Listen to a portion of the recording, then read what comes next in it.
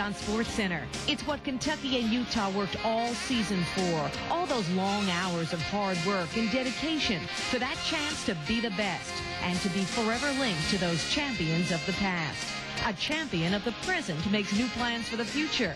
Today, I know that I am a winner, and I'm going to continue to win, whether people like it or not.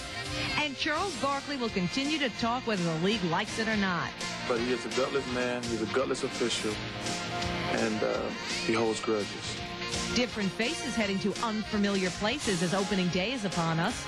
The rest of the summer off may be in the plans for some teams. It definitely is for this Ranger. Always watch which direction you're heading. Shot saved. Rebound scored. Ewing Kroom shot into his own net. Oops. SportsCenter's next.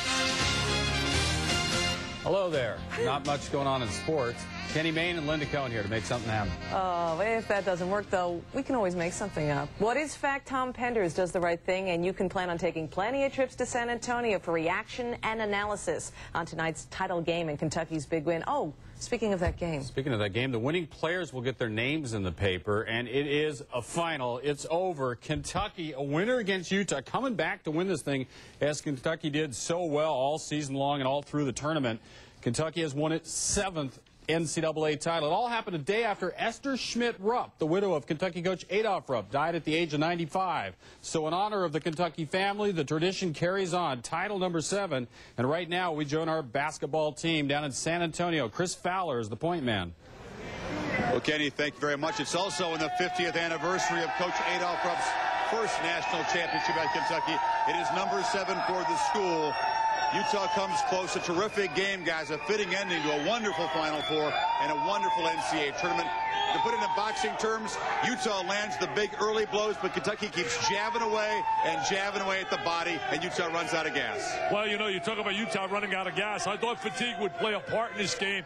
Also, Padgett came up big. His point production was big. But don't forget about the Rolade special. Evans made 2 big threes. In the first half, Kentucky was dominated on the glass by Utah, who did a brilliant job, not only on the glass, but their shot selection. They never take bad shots. I'll tell you one thing, they should be mighty proud in Salt Lake City, but tonight belongs to Kentucky, Digger. Well, Kentucky did a great job in the second half of really coming out with a mindset on getting to the line and hitting those 3-point shots. The bench points were big. Evans and Mill coming off the bench getting 8 big points apiece. Yet the first half, when you take the 10-point lead by Utah, they had a perfect game plan. They out-rebounded 24-6. Offensive rebounds, 9-2. Doliak, 12 points. Second half, only 3 points. Yet Kentucky really kept the pressure on, did the right thing at the right time. The last 5 minutes of game, Utah runs out of gas, goes 0 for 6 from the field, so that with the 2-minute mark, the game was actually over. Yeah, the edge for Kentucky in the second half was 47-28.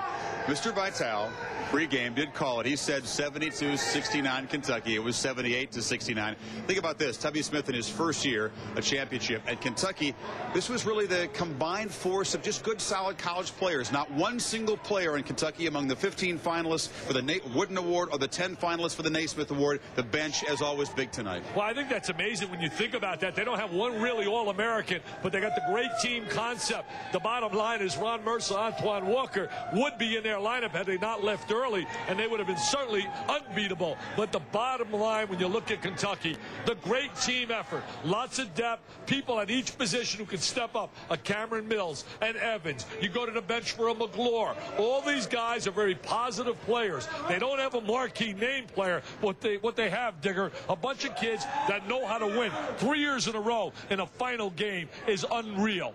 Well, credit Turner.